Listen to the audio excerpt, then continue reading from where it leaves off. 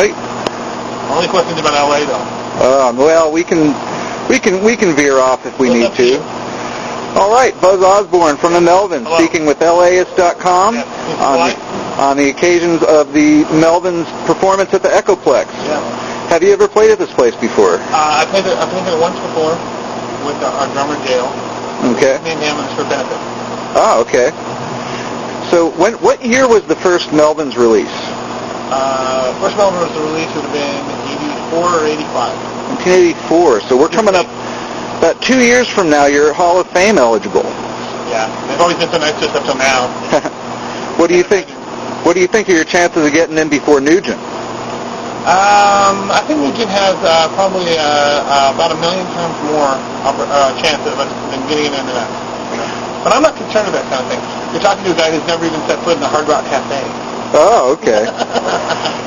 I generally don't like don't like those kinds of things. I certainly am opposed to certainly a rock and roll Hall of Fame. You know? It's like I think Johnny Rotten said it best. He goes, "Why would I want to be interested in something that was celebrating fame?" And, you know, I mean, who cares about being famous? I'll take half of that in cash. Fair enough.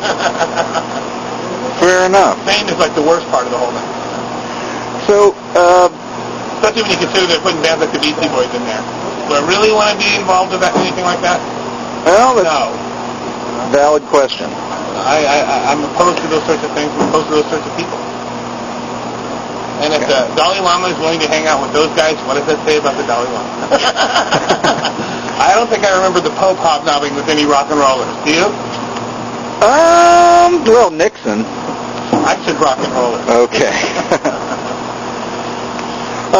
Okay, so compared to 1984, for a band coming up trying to do things independently, what do you think is the any differences that you see in the landscape today compared to so long ago? I think it's easier today. Certainly, it's easier to get your name out there, one way or another.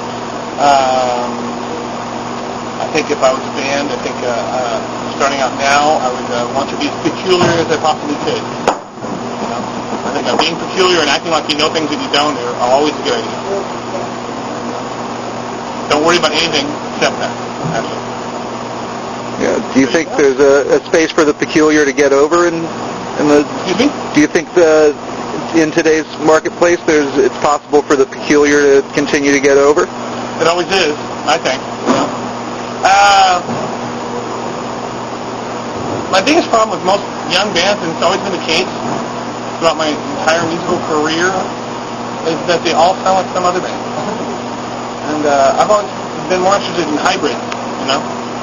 Like, I don't know, what would be a good hybrid? How about like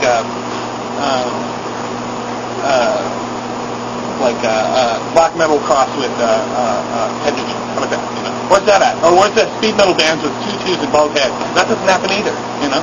And that's just the way they look. They all look the same. We played a stoner rock festival, which to me is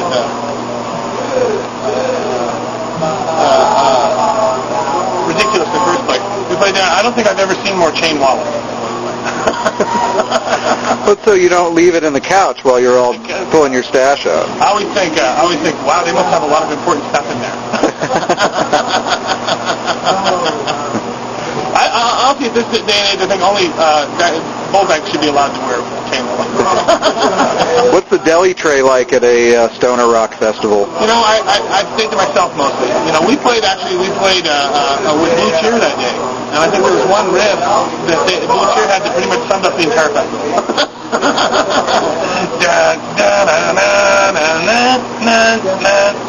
I was like, none of these bands will be able to top that, so why are they bothering? Oh, you could have made it a single. That was pretty fun. Blue Cheer good. We love that stuff, obviously, you know. They looked worse for wear, certainly, you know. But I thought they were great, and they're certainly rock and roll legends. Mm-hmm. They're not asking them to be in the Hall of Fame.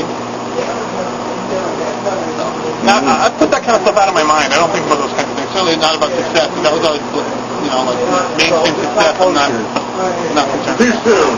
Not at all. It's a good thing. You know? Indeed. Gentlemen. Sir. What was that?